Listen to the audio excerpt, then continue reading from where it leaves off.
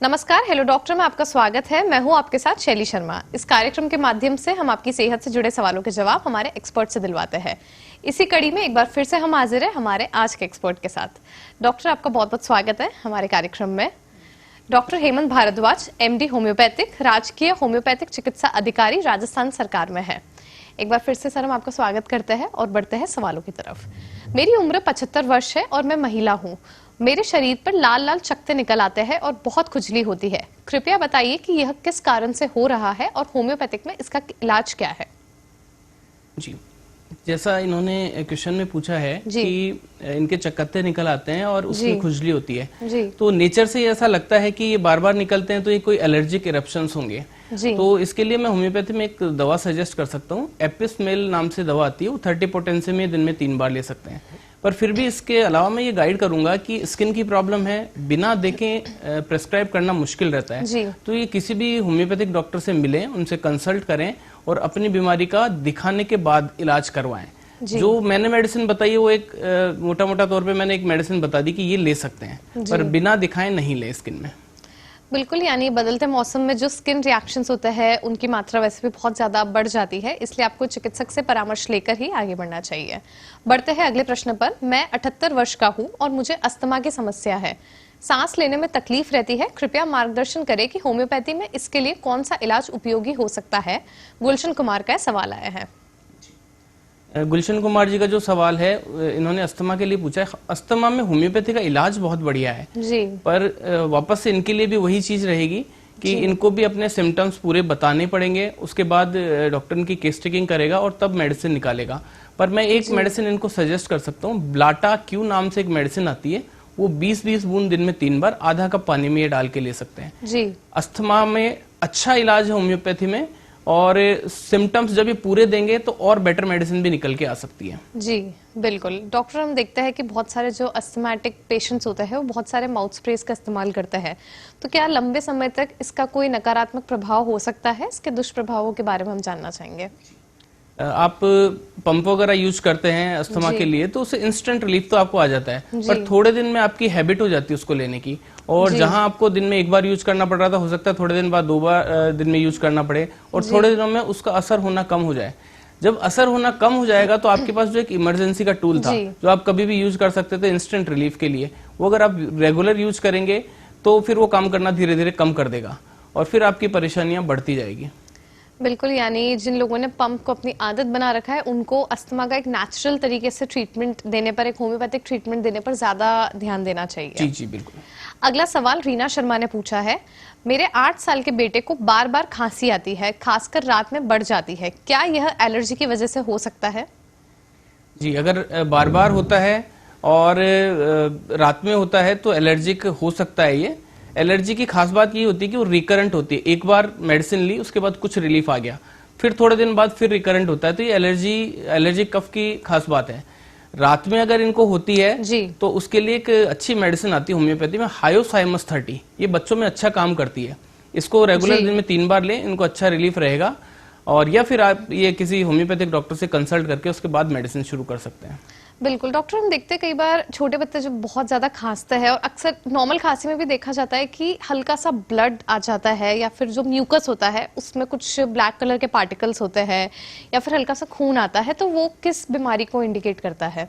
अगर कफ के साथ जो बलगम आया उसमें अगर ब्राइट ब्लड आ रहा है, मतलब बिल्कुल रेड कलर का ब्लड आ रहा है, तो इसका मतलब है ये वो थ्रॉट वगैरह में से आ रहा है वो ब्लड, तो थ्रोट के इन्फेक्शन में हो सकता है। अगर टॉन्सिलाइटिस है उसमें भी कभी कभार ब्लड आ जाता है। अगर आपने बोला कि क्लॉट्स टाइप आ रहे हैं, ब्लैक ब्लैक आ रहे हैं, तो उसका मतलब है वो लंग्स में से आ रहा है। लंग्स में से जो बलगम आया उसमें से आ रहा है। तो उसमें जैसे लंग्स में से कोई अंदर ब्लीडिंग हो जाए, कई बार तेज खांसी के दौरान वो ब्लीडिंग हो जाती है, तो उसके पार्टिकल्स हो सकते हैं। ये ट्यूबरकुलोसिस वगैरह में भी ऐसा होता है, तो इसके लिए प्रॉपर इन्वेस्टिगेट करवाएं, जांचें वगैरह करवाएं। अगर किसी के बार बार ऐसा हो रहा है, एक बार हो जाए तो चलो इतनी बड़ी बात नहीं, पर बार बार हो रहा है ना, तो उसको इन्वेस्टिगेट करवाना जरूरी है, जांचें करवाना जरूरी है उस केस में। बिल्कुल। अगला प्रश्न अमित तिवारी ने पूछा है। मेरी बेटी को हल्का बुखार है और लगातार नाक बहती है। क्या यह सिर्फ सर्दी है या उससे डॉक्टर को भी दिखाना चाहिए? जी, इसमें ड्यूरेशन पे डिपेंड करता है। अगर ये 2-3 दिन से ही हुआ है तो ये नॉर्मल सर्दी हो सकती है। अगर इसका ड्यूरेशन लंबा हो गया तो ये और भी कुछ हो सकता है। इन्होंने जो इन्फॉर्मेशन दी है वो थोड़ी कंप्लीट नहीं है, तो इस बेस पे कहना मुश्किल है। अगर 2-3 दिन से है तो आप इसको सीजनल ही है, इस टाइम वेदर चेंज भी हो रहा है तो ये सीजनल ही है। अगर ये 10-12 दिन से है तो इनको जांचें करवानी चाहिए और उसके बाद ही पता लगेगा कि इनको क्या हो सकता है।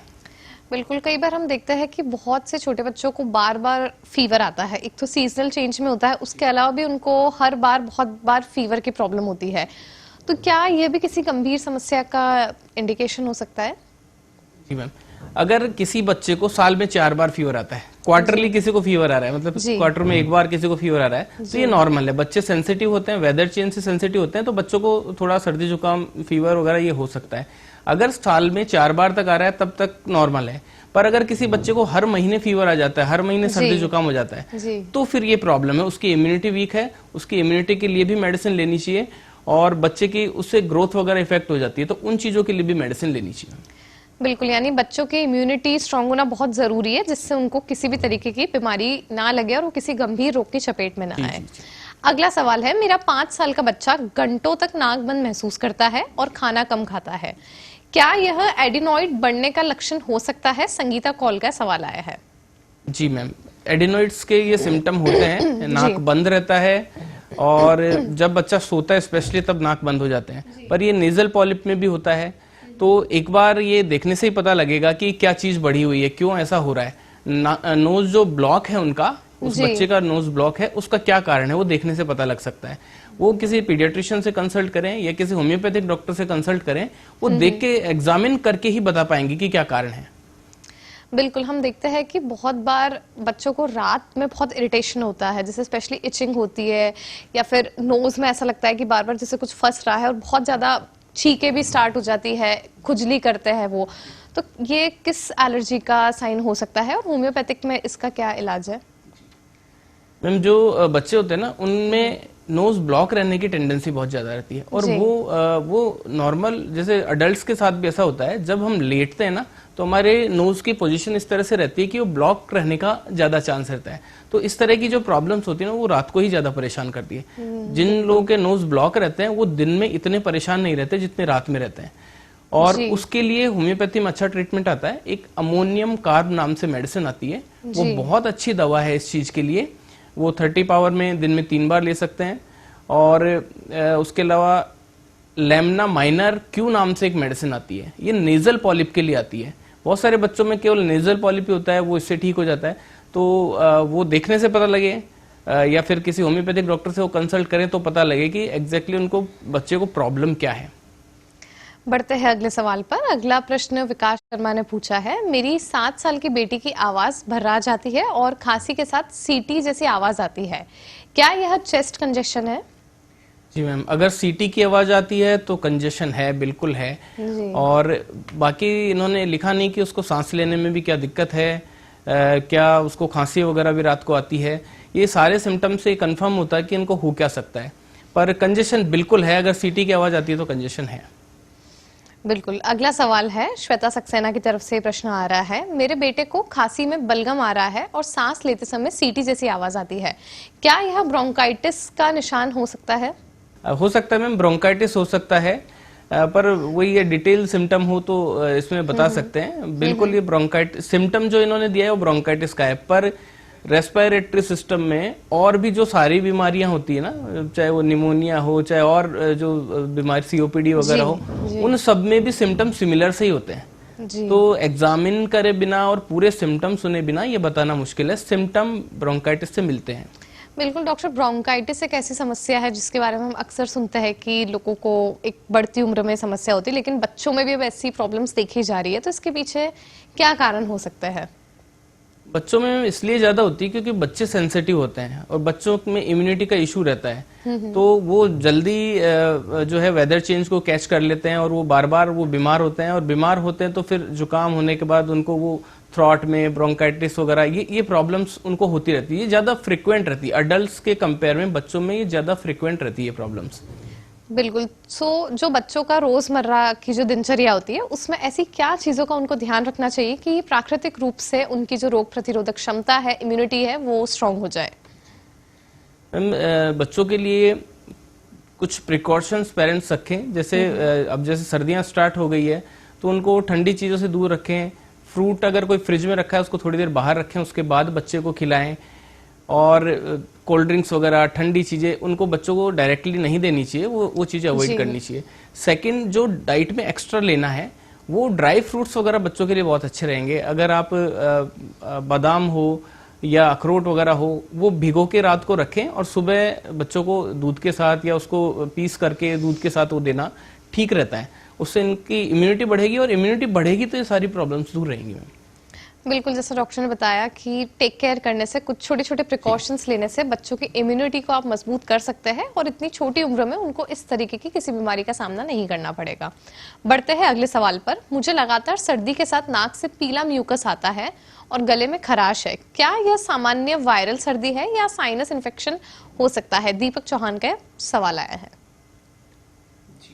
दीपक जी का जो सवाल है, इन्होंने स्पेसिफाई किया है कि म्यूकस पीला आता है जी। पीला म्यूकस जो है वो साइनसाइटिस का सिम्टम है, क्योंकि म्यूकस नॉर्मली या तो वाटरी आता है या फिर स्टार्टिंग में वो व्हाइट आना शुरू होता है। अगर येलोनेस या ग्रीन कलर का म्यूकस आने लग गया ना, तो इसका मतलब ये है कि वो किसी इन्फेक्शन की वजह से है।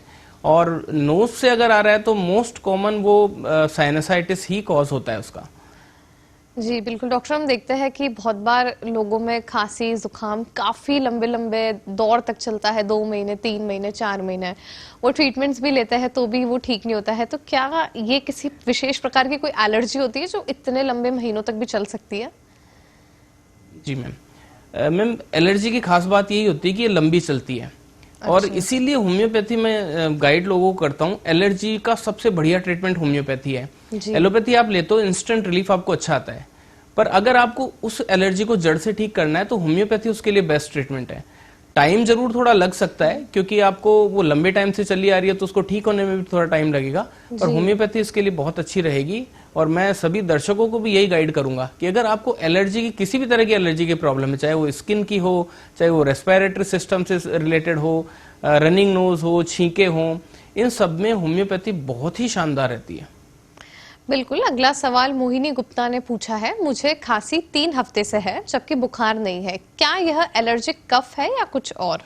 अगर खांसी 3 महीने से है और उसमें कफ नहीं है तो ये ड्राई कफ जो होती है वो एलर्जी की होती है। अगर इनको साथ में कफ आ रहा होता तो फिर और भी चीजों की तरफ, जैसे ट्यूबरकुलोसिस वगैरह भी, अगर 4 हफ्ते से ऊपर की खांसी हो जाती है तो अपन ट्यूबरकुलोसिस के लिए सोचते हैं। पर क्योंकि इनके बिल्कुल ड्राई कफ है तो ड्राई कफ एलर्जी की वजह से ही होती है। और ड्यूरेशन इन्होंने बताया 3 हफ्ते, तो 3 हफ्ते की खांसी तो एलर्जिक ही हो सकती है। नॉर्मल सीजनल खांसी है वो हफ्ते भर, 10 दिन 8 दिन इतना ही चलती है। 21 दिन हो गए, 3 हफ्ते हो गए, तो ये एलर्जिक कफ ही है। बिल्कुल। अगला सवाल है। रात में खांसी बहुत बढ़ जाती है और लेटते ही सांस भारी लगती है। क्या यह एसिडिटी की वजह से हो सकता है? रोहित मेहता का यह सवाल आया है। जी मैम, अगर रात को खांसी हो रही है और सोने से ये बढ़ रही है तो ये एसिडिटी नहीं, अगर चेस्ट भी भारी होता है तो एसिडिटी का सिम्टम नहीं है। ये आपको अस्थमेटिक प्रॉब्लम हो सकती है, या हो सकता है अस्थमा के बिल्कुल शुरुआत वाली स्टेज हो। एसिडिटी वाली प्रॉब्लम में आपको और सिम्टम साथ में मिलेंगे, जैसे आपको या तो खट्टी डकारें आएंगी, या पेट भारी लगेगा, या चेस्ट में ऊपर जलन फील होगी। अगर भारीपन है और खांसी चलती है तो ये एसिडिटी का सिम्टम है नहीं। यानी ये कोई और इन्फेक्शन का भी संकेत हो सकता है इस तरीके की बीमारी? ये एलर्जिक अस्थमा हो सकता है। सिम्टम क्योंकि 2 ही हैं तो अंदाजा लगाना मुश्किल है, पर एसिडिटी के कंपेयर में ये अस्थमेटिक प्रॉब्लम की तरफ ज्यादा लग रहा है। बिल्कुल। अगला प्रश्न है। मुझे सर्दी ठीक होने के बाद भी खांसी 2 हफ्ते तक रहती है। क्या यह पोस्ट वायरल कफ है या फेफड़ों की कमजोरी?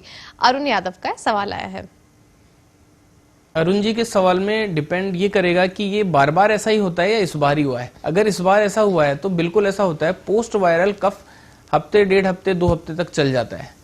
अगर ये हर बार ऐसा होता है कि हर बार इनको फीवर हुआ और उसके बाद हफ्ते, 2 हफ्ते, 3 हफ्ते, 4 हफ्ते तक कफ अगर चलता रहता है तो कुछ और भी हो सकता है। बाकी ये पोस्ट वायरल ही है, एलर्जिक भी इसको नहीं कहेंगे, क्योंकि ये अगर एक सिंगल टाइम का इंसिडेंस है तो ये पोस्ट वायरल ही है।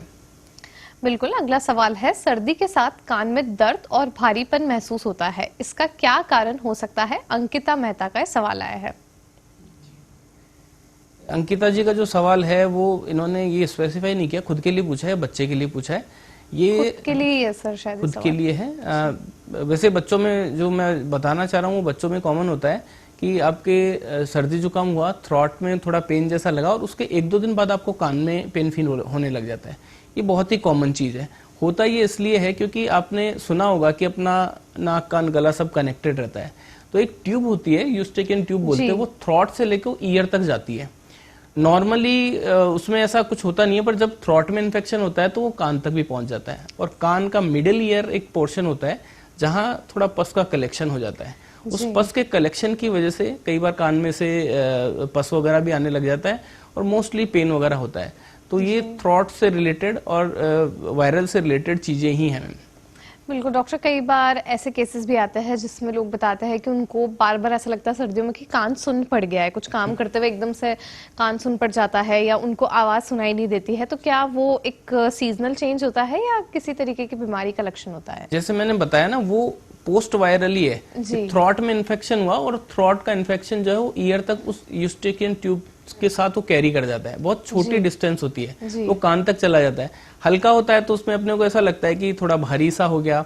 जब वो थोड़ा और ज्यादा इन्फेक्शन होता है तो पेन फील हो जाता है, और ज्यादा इन्फेक्शन होता है तो कान में से पस भी आने लग जाता है। तो ये उससे रिलेटेड ही सिम्टम है। बिल्कुल, बढ़ते हैं अगले सवाल पर। मुझे नींद पूरी होने के बाद भी दिन भर सुस्ती रहती है, इसका क्या कारण हो सकता है? संगीता मीना का यह सवाल आया है। संगीता जी ने जो सवाल बताया उसमें एक ही चीज बताइए कि नींद पूरी कर रहे हैं, जो 4-6 घंटे 8 घंटे की नींद ये ले रहे हैं, उसके बाद भी इनको सुस्ती रहती है। तो सबसे पहले कुछ टेस्ट वगैरह करवाएंगे। हो सकता है हाइपोथायराइडिज्म जैसी कोई शिकायत हो। ये इन्वेस्टिगेशन के बाद ही पता लग सकता है कि इनके क्या कारण हो सकता है। हो सकता है ज्यादा स्क्रीन टाइम ज्यादा हो, इसलिए भी ऐसा हो सकता है। बहुत सारे रीजंस हो सकते हैं, पर हाइपोथायराइडिज्म एक ऐसी बीमारी है इसका पता नहीं लगता। उसके शुरुआती सिम्टम यही होते हैं कि आपको नींद पूरी कर रहे हो, बहुत ज्यादा सो रहे हो, 8 घंटे 6 घंटे 7 घंटे से ज्यादा 10-10 घंटे सो रहे हो, तो भी जब सो के उठते हो, जब अपने वर्क पे जाते हो तो ऐसा ही लगता है मेरे को नींद आ ही रही है, अभी भी सुस्ती लगती है उसको। बिल्कुल डॉक्टर, जैसे इन दिनों सबसे ज्यादा आम जो समस्या है वो है एंजाइटी, स्ट्रेस, इंसोम्निया की। बहुत सारे लोगों की शिकायत रहती है कि उनको रात को नींद नहीं आती है, अच्छे से नींद नहीं ले पाते हैं। तो क्या होम्योपैथिक में इन समस्याओं का भी कुछ स्थायी इलाज होता है? जैसा मैंने शुरुआत में बताया कि होम्योपैथी में सिंगल मेडिसिन गाइड करना बहुत मुश्किल होता है, पर इस चीज के लिए मैं आपको मेडिसिन 2 गाइड कर सकता हूँ। एक कालीफॉस 6X नाम की मेडिसिन आती है, ये माइंड को रिलैक्स करती है। तो आजकल जिस तरह की लाइफस्टाइल है, जिस तरह का वर्क से स्ट्रेस वगैरह है, उसके लिए बहुत सुटेबल मेडिसिन है। एक पैसीफ्लोरा क्यू नाम की मेडिसिन आती है, ये रात को सोते टाइम 20 बूंद लिक्विड में आएगी। ये क्यू है, ये लिक्विड में आएगी। 20 बूंद रात को सोते टाइम लें। इसके बाद ये भी वही काम करती है, माइंड को रिलैक्स करती है और अच्छी नींद आती है। तो ये 2 मेडिसिन इस बीमारी में कम से कम मैं गाइड कर सकता हूँ। ये एंजाइटी में भी रिलीफ देगी और जिनको इंसोम्निया रहता है, लेट स्लीप आती है, उन लोगों के लिए भी अच्छी मेडिसिन है दोनों। कालीफॉस तो दिन में 3 बार वो रेगुलर ले सकते हैं और पैसीफ्लोरा केवल रात को सोते टाइम। बिल्कुल, अगला सवाल है, लंबे समय से कब्ज की समस्या बनी हुई है, ये किस वजह से हो रहा है? मीना अग्रवाल का सवाल आया है। मीना जी का जो सवाल है उसमें इन्होंने कारण पूछा है। कब्ज के जो कारण होते हैं वो होता है एक तो लो फाइबर डाइट इनटेक। अगर किसी की डाइट में फाइबर नहीं है तो उसको कॉन्स्टिपेशन होने के बहुत ज्यादा चांसेस रहेंगे। वाटर इनटेक कम है तो भी कॉन्स्टिपेशन हो सकता है। और इनकी जो लाइफ स्टाइल है वो भी इसमें रिस्पॉन्सिबल हो सकती है। जैसे अगर किसी का लंबा सिटिंग जॉब है, उसकी दिनचर्या खराब है, वो भी एक कारण हो सकता है। पर सबसे जो मेन कारण है कॉन्स्टिपेशन का वो है लो फाइबर डाइट। इसके लिए ये खाने में इम्प्रूव कर सकते हैं, जैसे फाइबर वाली चीजें ज्यादा लें, पपाया पपीता जो होता है उसका सेवन करें ये, और सैलेड ज्यादा से ज्यादा लें, इनके लिए अच्छा रहेगा ये। बिल्कुल, जैसे डॉक्टर ने बताया आपको अपना डाइटरी पैटर्न बदलने की जरूरत है। आप अच्छी फाइबरस रिच डाइट लीजिए, उससे आपकी समस्या का स्थायी इलाज हो जाएगा। अगला सवाल राखी जोशी ने पूछा है, बच्चों का ध्यान पढ़ाई में नहीं लग पाता और वे जल्दी चिड़चिड़े हो जाते हैं, क्या यह मानसिक तनाव का असर है? जी मैम, बिल्कुल, ये मानसिक तनाव का असर हो सकता है। बच्चों का जो नेचुरल इंटरेस्ट होता है ना, वो पढ़ाई की तरफ नहीं होता, वो खेलने में होगा। और आजकल मोबाइल वगैरह में इनमें बच्चों का ज्यादा ध्यान रहता है जी। तो इसलिए बच्चों के लिए ये दिक्कत आती है, सभी पेरेंट्स को दिक्कत आती है कि उनको कैसे पढ़ाई में उनका ध्यान लगाया जाए। तो पर ये थोड़ा सा डिपेंड पेरेंट्स पे करता है, उनको ही ये मैनेज करना पड़ेगा बच्चों के लिए कि उनको कैसे पढ़ाई की तरफ ज्यादा अट्रैक्ट किया जाए। बिल्कुल। अगला सवाल है, मेरे 10 साल के बेटे को पेट दर्द की समस्या है। होम्योपैथिक दवा लेने के बाद आराम तो मिलता है, लेकिन मुझे समझ नहीं आ रहा कि इसे कितने समय तक लेना चाहिए। क्या इसे एक बार लेने के बाद लगातार लेना होगा या रोकने के बाद फिर से कैसे शुरू करें? सवाल अजय वर्मा ने पूछा है। अजय जी का सवाल जो है वो पेट दर्द से रिलेटेड है, पर अजय जी ने अपना डायग्नोसिस नहीं बताया कि डॉक्टर ने इनको कारण क्या बताया, क्यों हो रहा है ये। अगर ये कारण बताते तो मैं इनको और स्पेसिफिकली बता सकता हूँ, पर मेडिसिन ये लंबे टाइम तक ले सकते। होम्योपैथी दवा का कोई साइड इफेक्ट नहीं होता। और जब तक ये जिस भी डॉक्टर से ले रहे हैं उनसे कंसल्ट करें, और जब तक डॉक्टर साहब कहें तब तक इनको मेडिसिन लेनी है। बीच में छोड़ देंगे, और किसी भी बीमारी का ट्रीटमेंट हम बीच में छोड़ते हैं तो वो वापस होगी। तो इसलिए इनको कंटिन्यूअस ट्रीटमेंट लेना चाहिए, और जब डॉक्टर कहें कि अब आपको स्टॉप कर देना है तो ही स्टॉप करना है। जी बिल्कुल डॉक्टर, हम देखते हैं कि अधिकतर आजकल जो महिलाएं हैं वो मेंस्ट्रुअल टाइम में बहुत ज़्यादा अनकंफर्टेबल फील करती, स्पेशली जो पीएमएस होते हैं, प्री मेंस्ट्रुअल सिंड्रोम्स, उसमें काफ़ी ज़्यादा प्रॉब्लम होती है। हार्मोन्स के जो लेवल होते हैं वो भी बहुत ज़्यादा अनियमित हो जाता है। तो क्या उस समय भी होम्योपैथिक मेडिसिन ले लेनी चाहिए या उससे सिर्फ एक सामान्य लक्षण मान के नज़रअंदाज करना चाहिए? मैम, मेंस्ट्रुअल सिम्टम्स जो होते हैं ना, चाहे वो डिस्मेनोरिया हो, डिस्मेनोरिया का मतलब जब पीरियड्स आते हैं या उससे 1-2 दिन पहले जो एब्डोमिनल पेन होता है उसको डिस्मेनोरिया बोलते हैं जी। मेनोरेजिया बोलते हैं अगर ब्लीडिंग बहुत ज्यादा होती है तो उसको मेनोरेजिया बोलते हैं। ओलिगोमेनोरिया होता है अगर ब्लीडिंग बहुत कम होती है तो उसको बोलते हैं। ये सारे जो प्रॉब्लम्स है ना, उसमें होम्योपैथी बहुत ही शानदार काम करती है। तो आपको मेंस्ट्रुअल सिम्टम के लिए होम्योपैथी में ही कंसल्ट करना चाहिए, और अच्छा ट्रीटमेंट होता है। आपको लेने के बाद ये लगेगा कि ये सही ट्रीटमेंट है और इसका कोई साइड इफेक्ट नहीं होता, तो कोई ऐसे परेशान होते नहीं है, और ना ही मेंसेस जो है वो डिस्टर्ब होता है। बिल्कुल, क्योंकि कई बार बहुत सारी महिलाओं को यही डर रहता है कि अगर हमने मेडिसिन ले ली तो हमारी जो मेंस्ट्रुअल नेचुरल जो साइकिल है वो प्रभावित हो सकती है। इस वजह से वह एलोपैथिक दवाइयों की तरफ नहीं बढ़ती है, बट काफी ज्यादा प्रॉब्लमैटिक होता है वो, तो उसमें होम्योपैथिक दवाइयां मददगार साबित हो सकती है। बिल्कुल अच्छी रहेंगी। जी बिल्कुल डॉक्टर, आपका बहुत बहुत शुक्रिया हमारे साथ बने रहने के लिए। हमें पूरी उम्मीद है आपकी बताई गई टिप्स हमारे दर्शकों के लिए, हमारे पाठकों के लिए बहुत कारगर साबित होने वाली है। तब तक के लिए धन्यवाद। मिलते हैं हेलो डॉक्टर के अगले एपिसोड में। शुक्रिया। देश दुनिया की ताज़ा खबरें और वीडियोस के लिए अभी डाउनलोड करें पत्रिका ऐप।